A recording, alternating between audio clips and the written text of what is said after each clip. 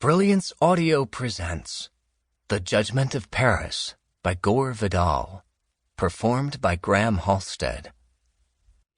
She wore her trauma like a plume. When she was 7, an elderly man attempted to have his way with her in a telephone booth at Grand Central Station. Her mother had been buying a ticket to Peekskill. Although she was in no way defiled, the shock was great, and to this day she was so terrified of the telephone that she was forced always to compose innumerable messages on pale blue paper for the instruction and pleasure of those acquaintances whom she might otherwise, in a less perilous era, have telephoned. That was all there was to it, he thought sadly, studying this one paragraph typed neatly at the top of a sheet of fine white paper. There would be no more. He was confident of that.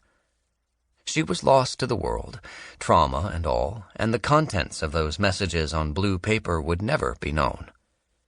She had emerged in his mind one day, clear and precise, a lady of the highest, most Meredithian comedy, with just a trace of something more racy, vulgar even, to give her a proper contemporary relevance. But he had lost her for good after that first paragraph, watched with helpless resignation as she sank back into a limbo of unarranged words, convincing him that he would never be a man of letters. Not, of course, that he had ever thought too seriously of becoming one. Rather, it had seemed a pleasant way to spend a life, composing sentences day after day, with a tight smile on his lips and a view of mountains or the sea from a study window. His failure was complete, however, and he knew with a sad certainty that his Lady of the Blue Notes— not a bad title, he thought, wondering if there might not be a double meaning in it, something to do with music— would remain unrevealed forever. This paragraph her alpha and omega. But that is that for now, he thought, and he gave up literature as he had given up painting and music the year before, having composed one art song to a 3-line Emily Dickinson poem and painted one non-objective painting in the style of Mondrian. "I am not an artist," he murmured to himself with some satisfaction, putting the paper back into his suitcase and ending forever a never-too-urgent dream of creativity.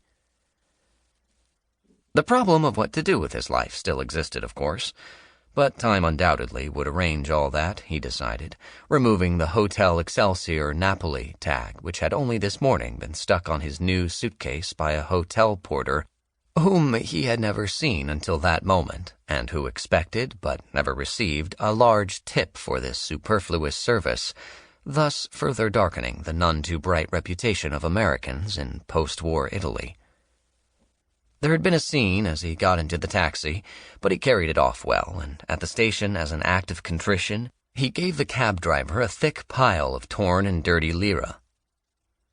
He hated scenes, he decided, looking out the train window at the green countryside, rippling uncertainly beyond the solid fact of glass, shimmering in the heat of a white spring sun. But Italians need them, he thought wisely. It kept them from succumbing to a hopeless lassitude, especially now that June had come.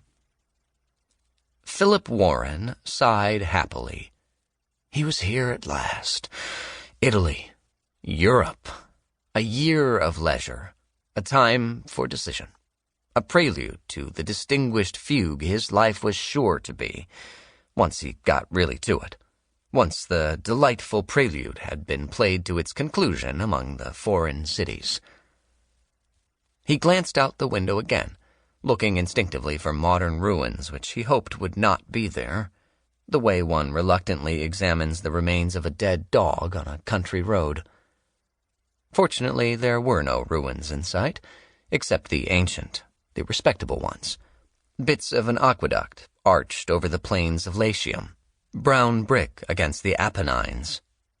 The Apennines, he said the name aloud, with reverence, and as the conductor came to take his ticket, he quoted Macaulay to himself, those heroic stanzas which had made his nose tingle with excitement when he had first read them, years ago, under an apple tree in his grandfather's orchard.